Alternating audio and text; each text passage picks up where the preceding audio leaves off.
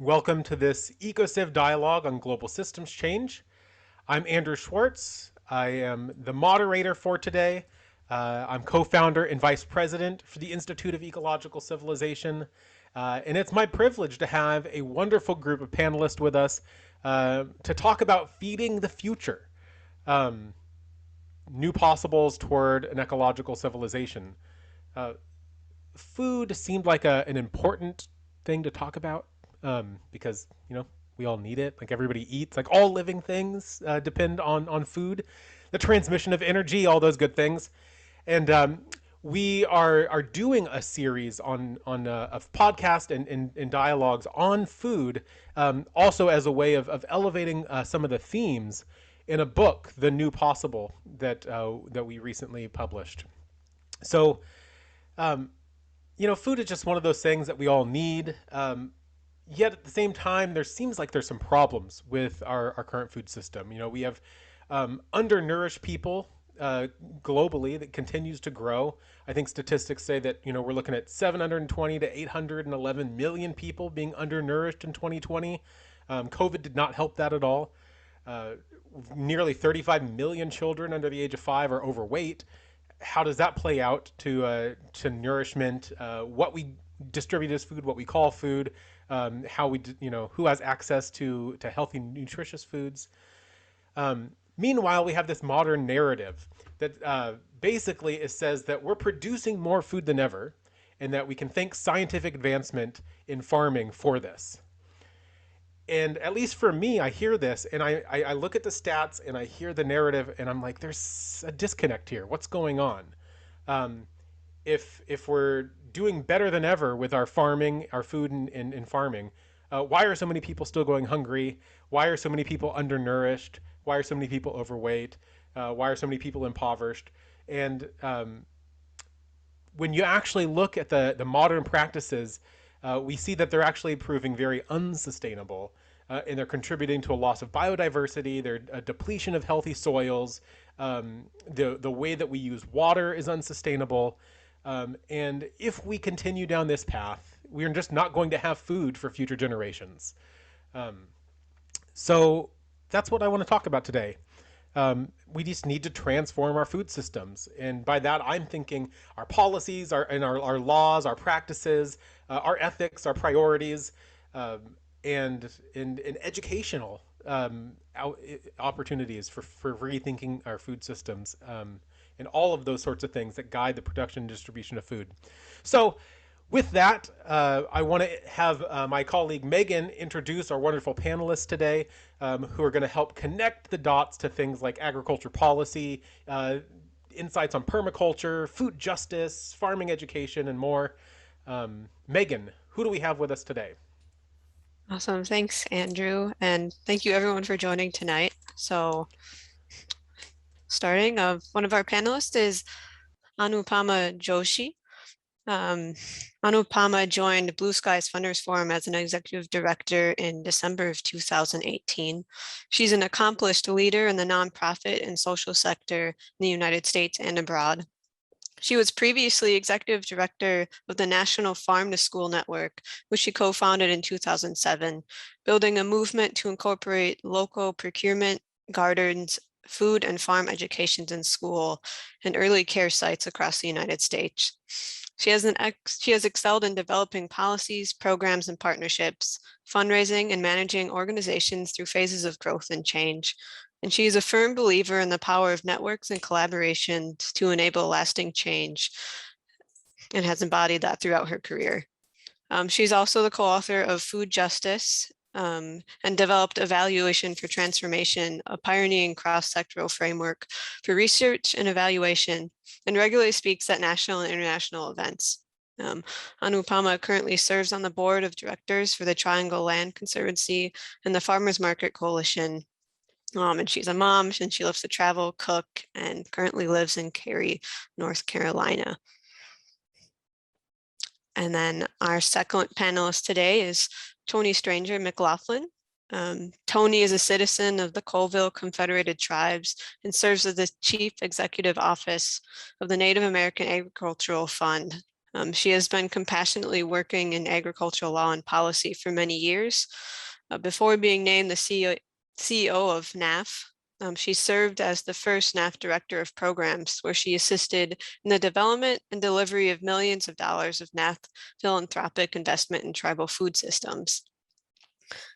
Tony started her agricultural career working in the United States Department of Agriculture within the Office of Civil Rights, and she was engaged in the settlement of civil rights and access to credit claims on behalf of American Indian farmers and ranchers in the Keep Seagull Nation class action litigation. The settlement of those claims ultimately led to the creation of NAF. She therefore moved from the Office of Civil Rights to the USDA Office of Tribal Relations and the Office of the Secretary. And while she was in that office, she was working across multiple USDA agencies and offices, as well as other federal departments to advance tribal needs in agriculture, natural resources, land use, and infrastructure development. And a key highlight of her time there included leadership in a comprehensive analysis of the policies related to sacred sites in the U.S. Forest Service. And upon leaving the USDA, she established a successful consulting business and has been working directly with tribes for over 5 years.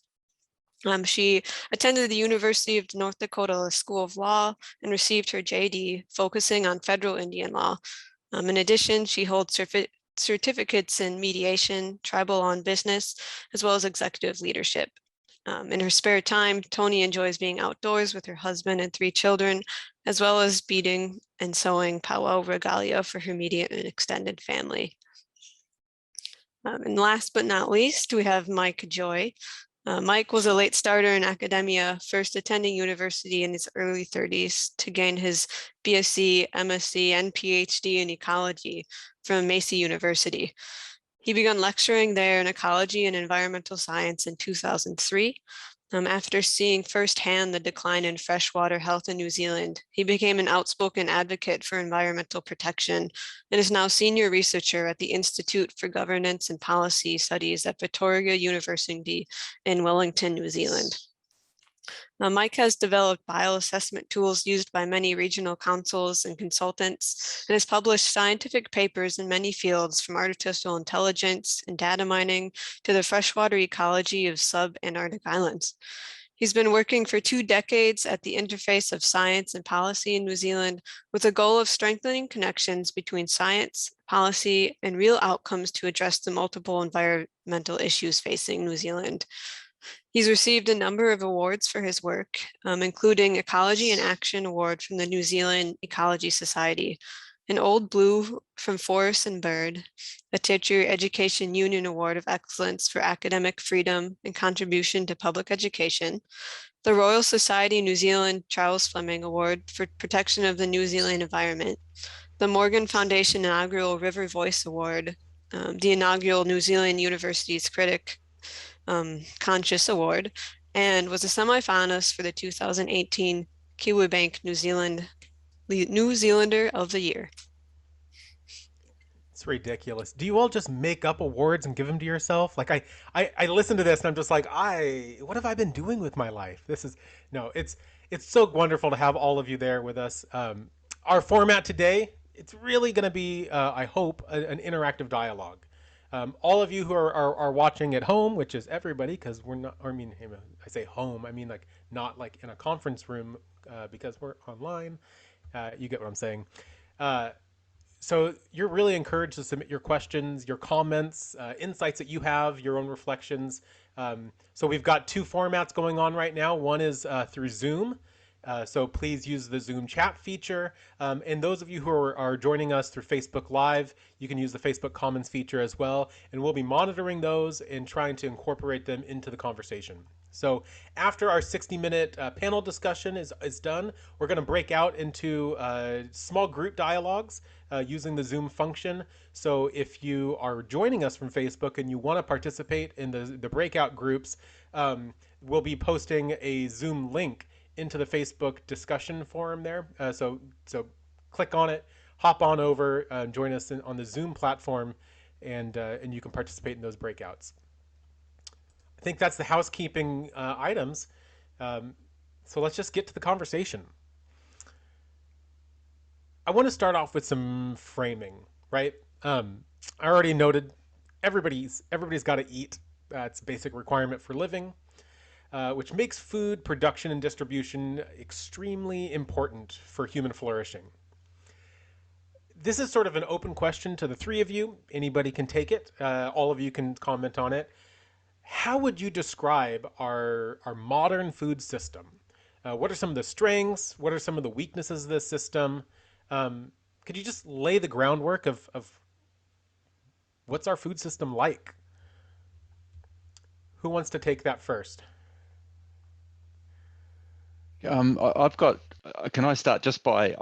I want to clarify what food is, because just talking about the New Zealand situation, it makes me wonder what we can define as food, because New Zealand is the biggest exporter globally of dairy products, and so, but is it food? Because most of it is dried into milk powder using coal in this country, so a huge greenhouse gas footprint right from the start, then exported around the world, where it mostly ends up in two places: either replacing breast milk as a big component, obviously, of infant formula, and the other big chunk of it, and it's very hard to get these numbers, but the majority of it is it's a cheap protein filler that ends up in junk food mostly.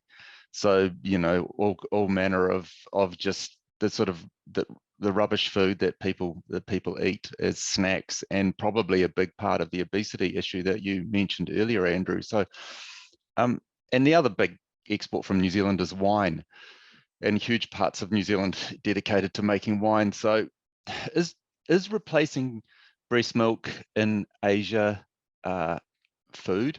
Is junk food filler food? Is wine food? You know, I that's the first question I have about, you know, certainly from our, can we just lump all this stuff together as food?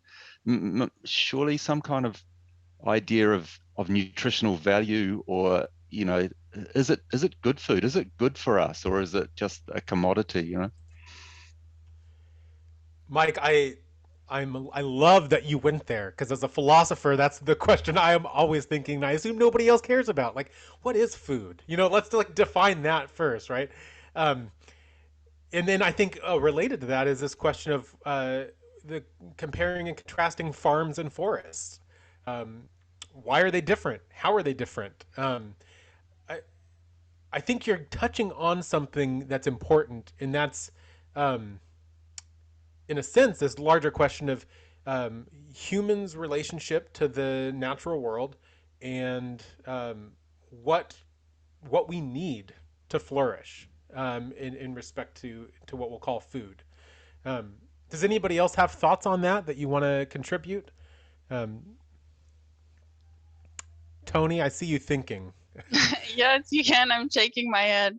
That's a habit. You know, you can be on mute, but you can still hear my facial expressions. I agree. And I'm just going to preface today, I am the CEO of the Native American Agriculture Fund, and I'm going to use the abbreviation NAF. And my perspective is going to be that of an Indigenous person working in an Indigenous space. And some of my statistics I'll be throwing out today, they'll be based on what in the United States we call Indian country, and that's a collective grouping of all the tribes here in the United States. But collectively, Indian country, and this conversation is going to be geared towards what are now terms that you hear left and right every day in the news, and that's sustainability and regenerative agriculture, climate smart agriculture.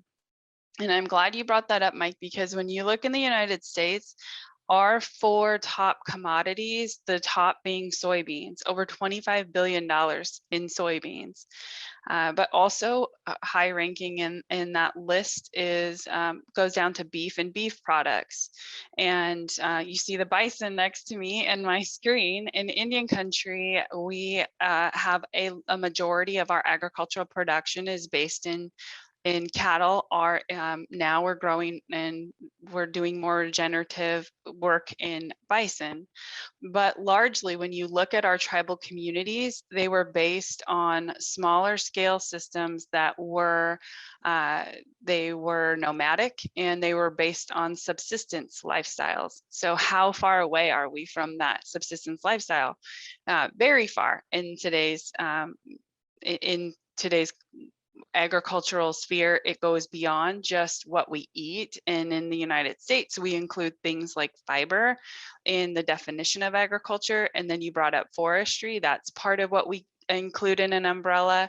But for Indian country and for our perspective through NAF, the work that we do, we are a grant making entity, but our mission is to support Native American producers and sustainability. And we know that our ancestors in indigenous communities all over the world have been able to do that since time immemorial. And so how far can we go back to that? And from where we are right now, where's that middle ground, and what work can we do in all of our countries to help support both? Absolutely. Yeah. Anupama, yeah. Sure, I'd happy to jump in. Great question, Mike. And I see there's a comment in the chat box. Someone says that wine has fed me in a number of wonderful conversations. I would agree to that. But on a more serious note, I think the question, I mean, there's various sort of definitions of good food that are out there, and those kind of, range from what Tony just mentioned, sustainable, fair food, just, how it's produced, how it's consumed as well. But I think at the very sort of crux of it, really, the basic sort of core to it is that the modern food system, I would characterize it as not being equitable and not being just, and that it really only benefits a few at the expense of others. And that's really the sort of core issue behind it. Some people sort of call it broken or have called it broken. I would say that it's exactly how it was intended to be. It's sort of designed to not be equitable and not be just. And so the weaknesses of the system are that it is benefiting a few at the expense of others, and it's really not good for certainly not good for the planet and the people. And so that's, I think, the conversation that I'd like to have in terms of how are we addressing the issues so that it is equitable, it is just, and that we are sort of taking action to make it that. And in the definition of good food, it is also what Tony mentioned, has to be culturally appropriate as well. Bison might be culturally appropriate for Tony's constituents and stakeholders. It may not be for some others. And so as you think about sort of the kinds of food that you're sort of serving in, let's say, schools or early care sites, it has to be culturally appropriate. It has to be grown in a way that is sort of relevant for the population, and served in a way that is relevant to the population as well. Definitely. I think the justice piece is going to be huge, and I want to make sure that we do talk about that more, because my sense is that the whole system is sort of designed toward what we grow is not food, but it's a commodity for other uses is already a part of the problem, right? So that you have farmers going hungry because farmers aren't actually growing food to eat. They're growing commodities to sell to larger companies and to line the pockets of corporations. We don't necessarily have to go that direction right now, but it's definitely worth talking about. Something I do want to pick up on, and I think this gets to what Tony was also saying, land is a major piece of the food puzzle, right? I guess with the exception of like hydroponics or something. So I'm curious what we might learn from indigenous land use and food growing practices for more sustainable and regenerative farming. What are the ways that our land is being used now in the sort of modern food system that are not good and things that need to get changed? I don't know, Tony, if you want to start, but I think this is something others can talk to as well.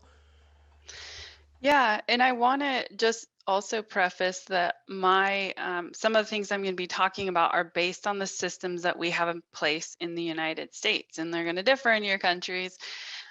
So one thing that we have here in the United States, we have reservations, and reservations were they were established in a number of ways, but largely through treaty making, and treaty making predating the United States itself in some instances. But ultimately, Native Americans, or tribes as a whole, were forced to reside on either their traditional homelands or relocated to other lands that were thought to be less desirable. But ultimately, a lot of those are now where we have our water, where we have some of our natural resource deposits. And so now they're sought after again. But nonetheless, I'm going to give an example of my tribe. We are a 12-band confederacy. We have 12 tribes essentially that were unique in their own, and they were forced onto land. And when I say Colville, that's the name of an English gentleman who never came to America. And yet I think there's a tribe in California named after him. There's a park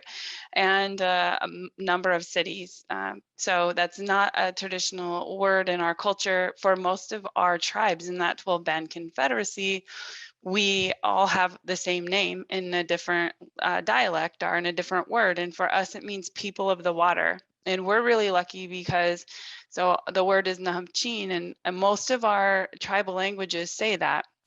It's the people, the humans, the people of the mountains, people of the water, the people from the earth, the people from the stars. And it represents these ecosystems tied to land, and land that we are responsible for protecting these ecosystems and protecting them for our lifetimes and the lifetimes beyond us. We are connected to land that we're no longer residing on. When I talk about being removed from your land, we have tribes that existed on the East Coast in New York and North Carolina, and now Georgia, and now they're located in Oklahoma. But that being said, the issue that we face right now is that we have fractionated land.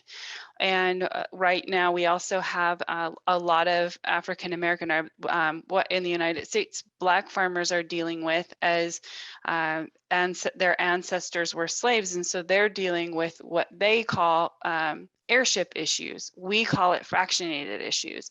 It's the same thing. We're dealing with small plots of land that multiple people have inherited. In some instances, thousands and thousands of people can own as little as 400 acres or less than an acre. It makes it impossible and impractical for you to be able to utilize that land. Much of the land that tribes have is leased out to non-native farmers if it's owned as a tribe collectively. But the other big thing that makes us really unique is we don't own our land. The federal government owns our land and they hold it in trust for us. We cannot use our land like other producers can use their land. We cannot leverage that land or the equity and value in that land. And there are pros and cons to that. But that being said, regardless of where we have been and where we are now, most natives and those in the United States, I'm going to speak for, have done their best to be good stewards of what they have and what they have left. We have been able to grow our traditional foods, and most of our cultures are based on a spiritual connection to the food. And most tribes will have a creation story that talks about when the food was provided to them or when agreements were made between animals and people.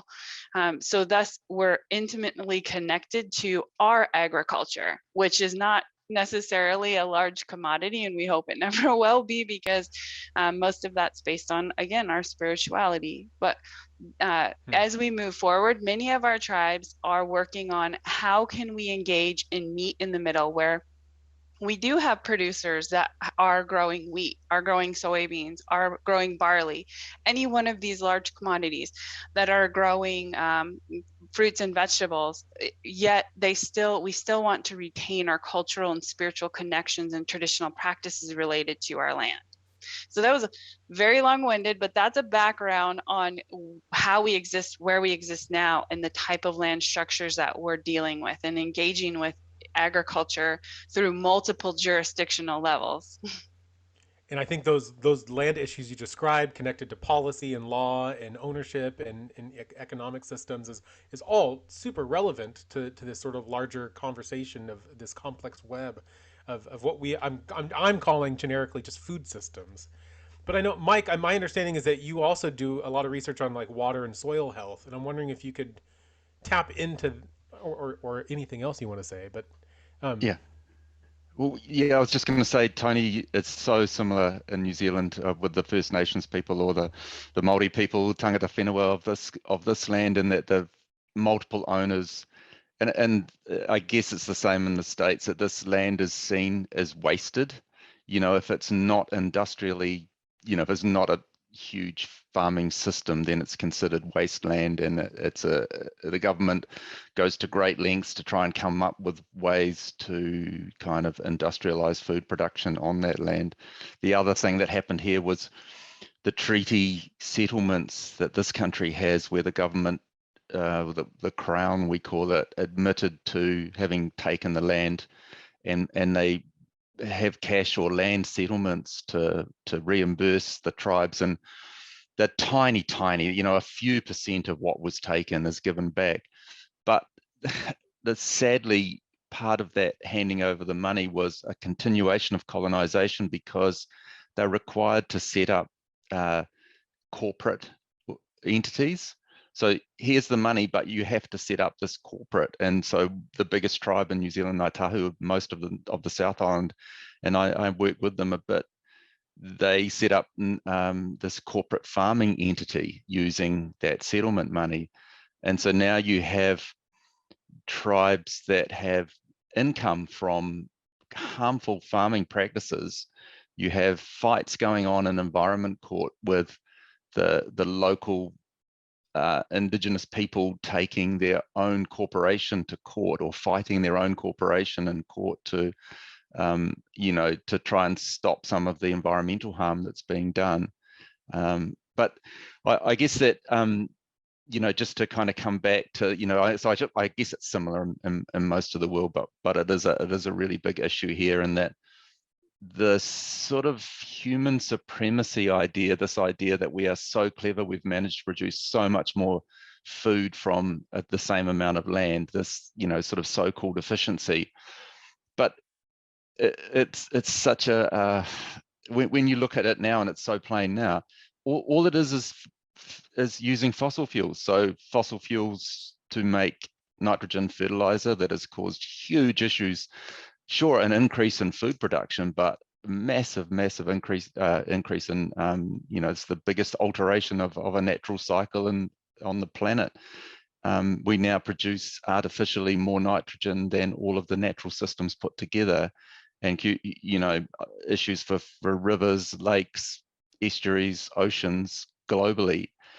And I hope that people can see now that the emperor had no clothes. This whole green revolution, where we thought we were so smart, was actually a massive failure, and it's meant that we're totally reliant on fossil fuels to produce this stuff that we mostly don't need. And the realization now that the sort of indigenous knowledge and the food production systems that are seen as kind of backward are not backward. The industrial processes are the backward ones, and we will have to switch to and that knowledge is going to be so crucial to the changes that we make. And I think it is happening in New Zealand gradually, this realization that that connection, that where the land is the people, or the people are the land. We have rivers, and that are now have personhood, and so I think there is a real change happening in that direction. So that will mean that we can start thinking about, or moving towards, local food, healthy food, and food that is actually food, real food that enhances our lives rather than makes us fat or sick or anything else. Yeah. It's interesting. I think a lot of times when we talk about agriculture, people automatically go to, okay, so farming. So it just has to do with like cultivating land and producing food. But what we've already now discussed is, okay, this is tied into culture and policy and land ownership and land use, as well as certainly issues around how humans understand themselves in relationship to other life. Um, But I think something that both Tony and Mike are touching on, and I think Anupama should say something about this, is this justice piece. Um, it seems that there are laws and policies, at least in the United States, and it sounds like probably in New Zealand as well, that are serving as obstacles for sustainable and just food systems. So, Anupama, could you give some of your thoughts on the sort of structural in the problems that are leading to injustices for our food system, and how maybe there's, if you have ideas for specific policy changes that could make a difference?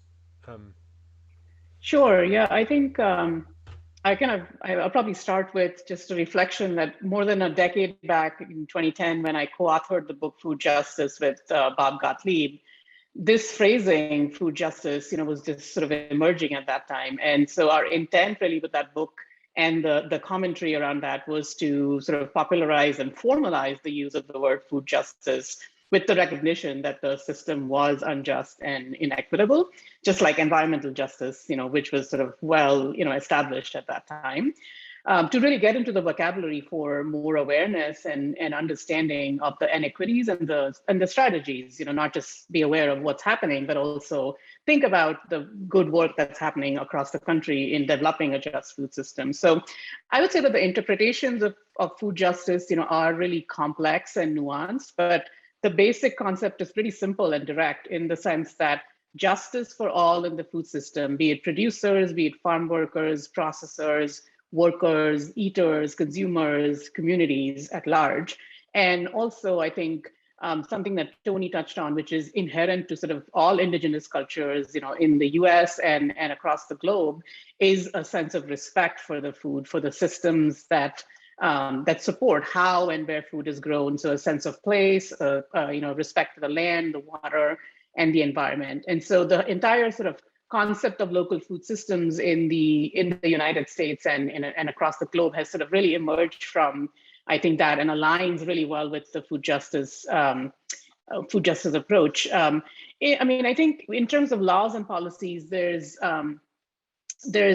specific things that are happening in the U.S. that sort of connect and connect local food policy with, connecting local food policy with hunger initiatives, I think, is one piece that we should talk about. You started the conversation with, with data that we've got enough food for feeding people, yet people are hungry, and yet people are obese. And so that is malnourishment, irrespective of which spectrum it is on, under or over, right? And so really thinking about the systems that are sort of framing the hunger system or the hunger feeding system in the United States, for example, what kinds of foods are being provided in that system is important. Policy, levers for supporting a different type of agriculture, a local agriculture framework. So, support for specialty food crops, farmers markets, community supported agriculture, support for farmers of color, indigenous farmers. There's a whole sort of slew of immigrant farmers that are in the US as well. And similarly, not just with farmers, also food businesses, supporting these communities that are under-resourced because of policies and legislation, because there isn't federal money going into these, or there's limited federal money going into these types of sectors. I think are ways that policies can be framed to support a more just food system. you touched on something that I really think is interesting, and I think you mentioned the idea of community-led, small-scale farms. I think, I've heard people basically argue that, you know, our modern industrial food system, it's not perfect, but it's the best we have. And if we were to go backward and regress into small scale, regenerative, organic type farming, we just won't be able to feed the world. So we really shouldn't step backward. We need to move forward. Technology is going to save us. But I hear something different coming from the three of you, and I wonder if you could say, can can small scale community farms feed the world? Can regenerative organic farming practices feed the world? Um, or are large crops of monocultures, wheats and corns and soy, is that what's Is that what the future of food looks like? Thoughts on that? I can probably start on that, but a huge amount of the land is used to grow food to feed animals, right? And so we have this crazy situation where if you take the biomass of animals on the planet, you know, something like 97% of the weight is humans and the animals that we eat. And this is a complete reversal of the ratio that would have been, you know, 1,000 years ago, when it would have been, you know, we would have been, and the things we ate would have been a few percent, and the wild animals would be the 96, 7%. So now we have 2 or 3% of the weight of animals on the planet being the wild animals. So that just, to feed those animals means that a massive, you know, because of the inefficiency of growing food to feed animals to then eat the animals, means that, you know, that is a big chunk of fossil fuel driven land use degradation to feed animals to feed people, which is a massive inefficiency. And generally what happens in agriculture is efficiency is an efficient system is the one with the minimum number of people employed in it. You know, that's considered the biggest cost is people. And so you get rid of them, you have the biggest combine harvester and the biggest machinery possible, and then you minimize the number of people and you maximize efficiency, which is just crazy. And I think at the core of it is the fact that we allow the externalization of the harm. So we don't charge for greenhouse gas emissions, for soil degradation, for pollution of water and all that kind of thing. We massively tip the scales in favor of the industrial harmful food production processes, and they're, you know, driven by animals as well. And I accept totally that the regenerative farming and you know, sustainable farming involves animals, but nowhere near at that imbalance that we have at the moment. And so they're part of the system, but much less. You know, so the you know, sort of cage systems that we have at the moment are completely. If we measured efficiency by how much external energy, the energy return on investment, so how much energy goes into, because at the moment in the States, it's about 20 to 1, about 20 units of fossil fuel energy to produce 1 unit of energy to feed a person. It's completely inefficient. But because we measure the wrong things, we come up with the wrong answer. So part of the future has to be a rationalization of what is efficiency, and then, you know, so and including what I've touched on before about, is it real food, is it good food, is it going to be healthy food for people, but also, you know, the process that you make it with. And if you kind of we can switch that, we can we'll see that the only way to feed the world is to take the fossil fuels out and to become local producers. And, you know, there'll be parts of the world where it can't be done, but that's part of the rationalization. There are parts of the world we shouldn't be living in either. So yeah, it's all going to change. So that's super helpful, actually. And I think if let's change the question a little bit, and basically, what would this, I mean, you mentioned the future, Mike, what would the future look like if we were if our food system was sustainable and just? How's food grown? How is it distributed? What is grown? Um, I mean, if you had to paint a picture of the future of food, um, and you could be unrealistic if you want. You can dream big. You don't have to like confine yourself to what you think is immediately possible in the context of sort of global capitalism. Just dream big. If you said, okay, in another, I don't know, 15, 20, 50, 100 years, whatever it may be, um, if we were going to build a sustainable and just society, what would our food system need to look like? Oh, I can start, because I don't think we don't have 50 or 100 years. We have to start now. We're actually too late, but we have to. It has to be local. At the moment we have. Oh, that's crazy. We send fish from New Zealand to China to be filleted. We send whole logs of timber to be processed around the world.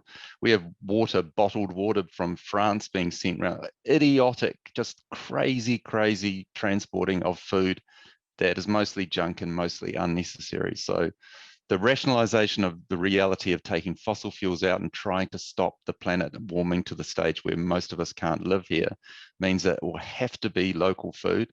You can't have food miles going into it. You can't have fossil fuels going into that food.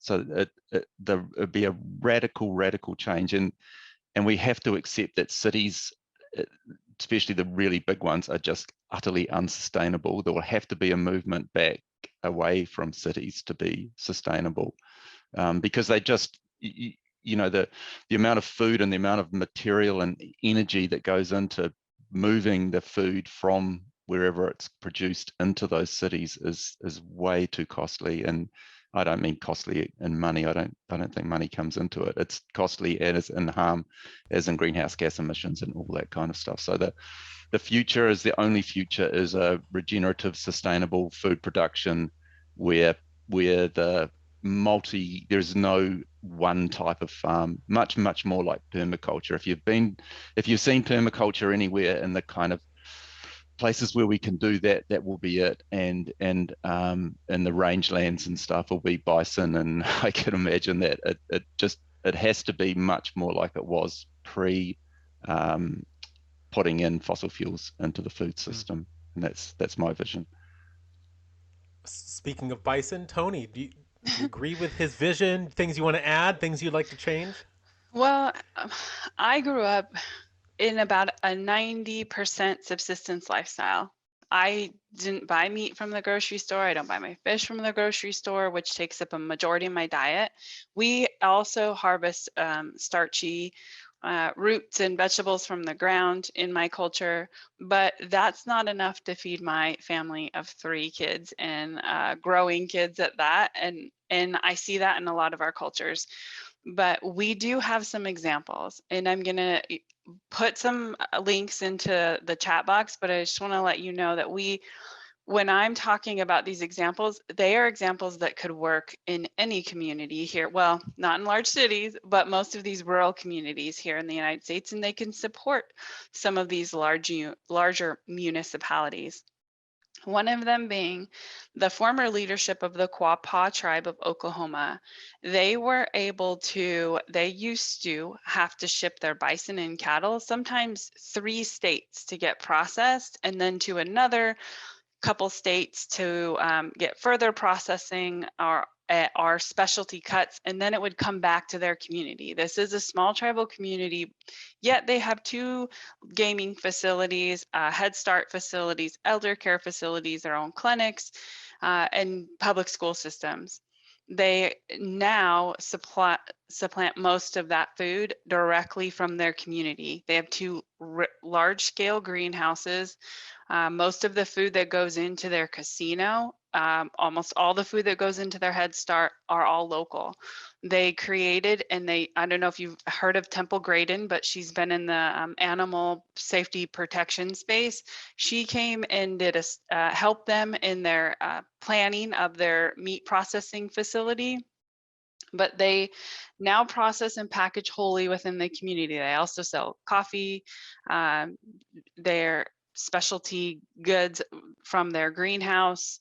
It's been an incredible example of how a rural community could take back to go from hundreds of employees to thousands of employees and supply most of that within a small geographical footprint.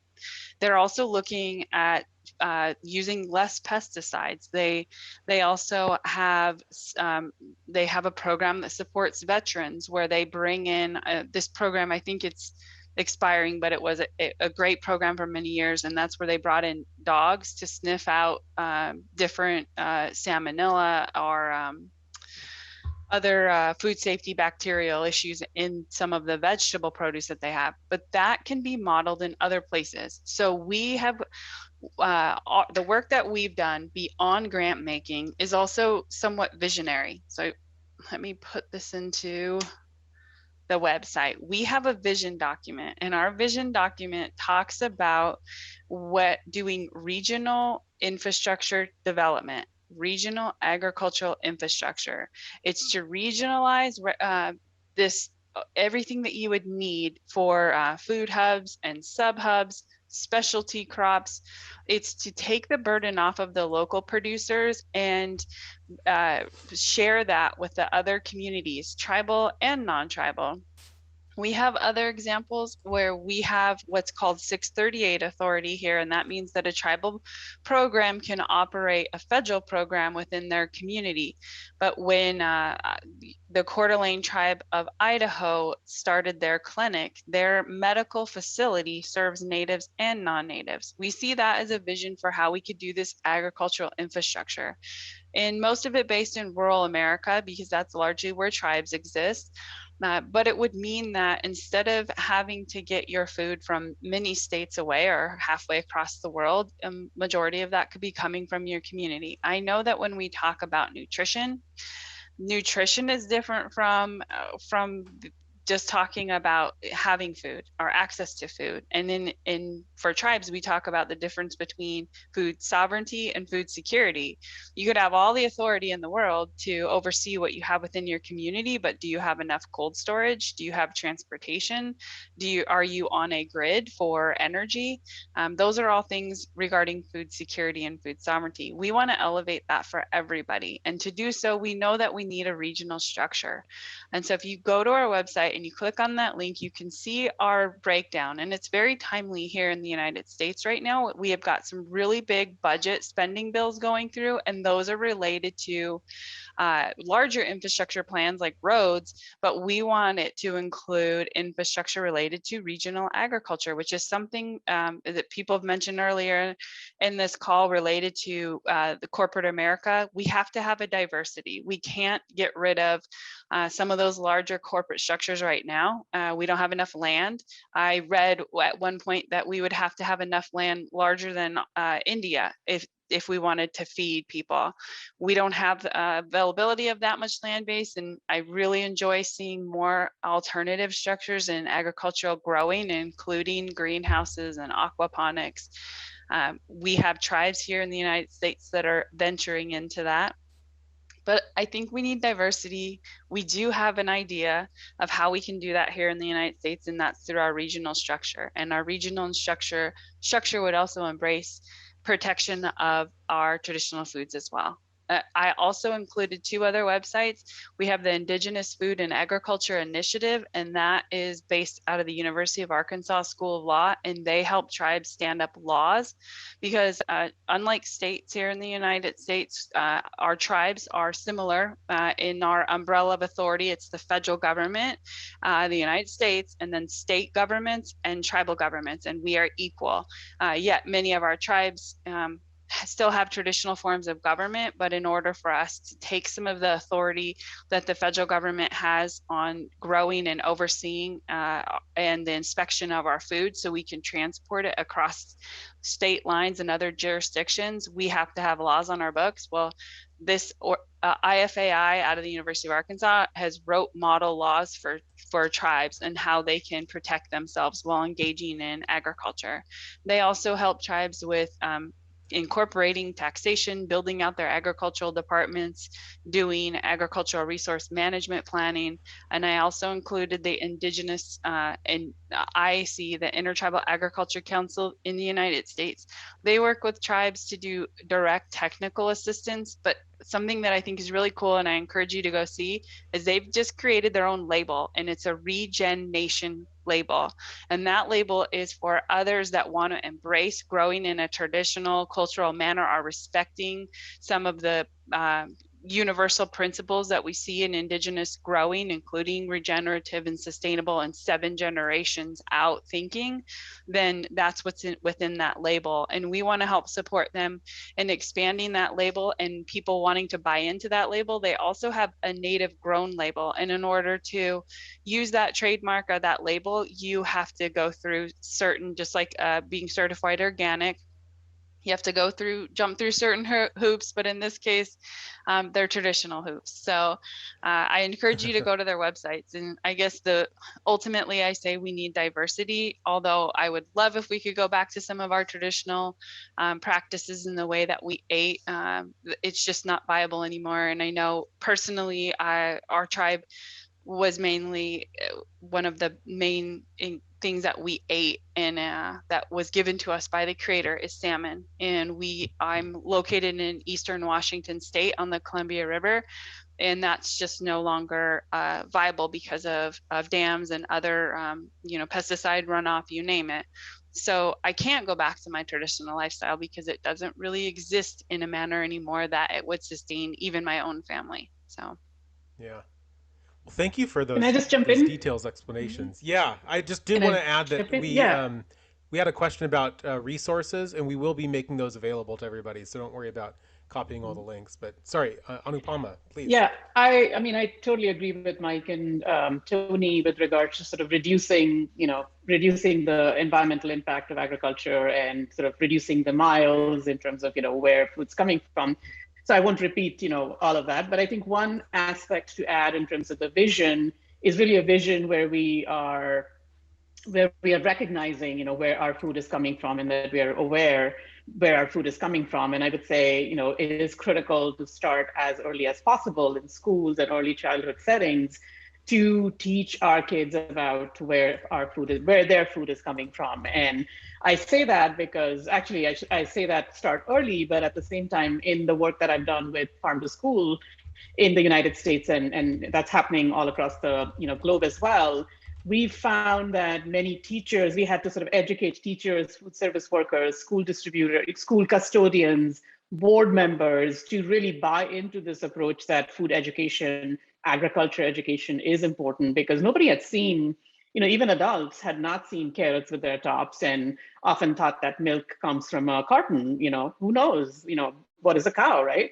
And so I think education is a critical aspect. And I say that really because I think food, as you mentioned before, is really an entry point. Food, everybody eats, right? And so using food, I think there's a lot of sort of conversations and discussion that can be had about allied sectors and issues that we are all facing with as well: public health infrastructure, worker justice, education, housing, transportation, and the environment. And so using that frame of sort of the cross-sectoral approach that food can play a role in educating kids, but also educating adults about the various issues that we're dealing with that are connected with food so much that they have to be dealt with sort of together. So yeah, just wanted to make those sort of 2 points that were not covered earlier in my vision. It's super helpful. And I think something that we don't have time to talk about, unfortunately, is I think a question that is coming from the audience as well. And that's, I think, how do we feed cities with dense population centers but minimal land? So then what would the future of urban and rural communities look like? And can we continue to feed humanity if our population continues to grow? And I think these are really difficult issues that we may not have clear answers for at the moment, but it certainly is going to require a rethinking of how human communities are organized as well. What I really want us to make sure, because I know time is running low, I don't want to leave us hanging on, okay, we're kind of in a rough spot and there's a lot to do. I want us to end with a little bit more hope. Where do we go from here? What's possible? What do we do? What can be done to make a difference? What could people at home do to participate in making a difference in transforming our food systems toward more regenerative, sustainable, and equitable, just ways of living? Do you have concrete suggestions for where do we go from here? I would say just Anupama, yeah. using the same thread that I was going off of in terms of education in your community. As a parent, I might say in your community, find out in your school and in your sort of local institutions, where is food coming from? Where are they buying food from? And then start asking questions about, is there a community garden? Find out if there are farmers that are located in your community. Ask the grocery store manager where the food is coming from. So just some basic things that every citizen can do, I think, whether they're in an urban situation or anywhere else. So I'll pause there. I'll stop there and have my panelists. I wanted to also, because of your background in farm to school, we've dealt with that in indigenous communities too. We want to bring our traditional foods into our local schools, but we also, here in America, we have a program called, it's within a branch of our government called the Food and Nutrition Service, and they oversee supplying programs to underserved our financially insecure people who need access to food. So a couple of the terms you might hear, what used to be called food stamps, now it's called SNAP. We also have a program just for Native Americans called food distribution in Indian country. And they're essentially boxes, because even if they sent you a debit card to buy food, there's nowhere to buy it. So we wanted our traditional foods in those boxes, and it was a hurdle to get through multiple agencies and regulations just to get our food. And the whole, as you said, Anupama, earlier, the whole system wasn't developed for local, wasn't developed for minority, our small, our specialty crops. One of the things that we had to do is when we wanted to get wild rice into a food packaging system, there was not enough storage space, and there wasn't 3 months worth of wild rice. It's a short season. So one of the people that worked on it had to use the back of a van as a storage facility to meet the threshold of how much you have to have just in order to be a part of that distribution program. So I think taking back some of those systems, making it easier for smaller, local, regional, and that's something that happened in COVID-19. You used to not be able to do a lot of direct sale marketing and direct sales of cattle, but now they're opening that up. And actually here, the Department of Agriculture is releasing special funding on doing more regional food systems, but also regional slaughter. I know somebody said something about vegetarianism. I see that too. And definitely if you're looking at climate and you're looking at sustainability, we do need to reduce that. But I also think that if we can have smaller amounts of animal production in that space, and I'm looking to the Badlands here in North and South Dakota, we have examples of farmers that are using regenerative practices with their cattle. So it's more environmentally friendly, but they're also doing local and direct sales. So that's, I think, is part of the future. That's actually encouraging. I'm glad to hear that. Mike. I think that, yeah, I'm not taking away from what Tony just said, but getting animals out or minimizing animals in your diet is probably the biggest change that people can make but at the same time, thinking about the provenance of everything that you eat.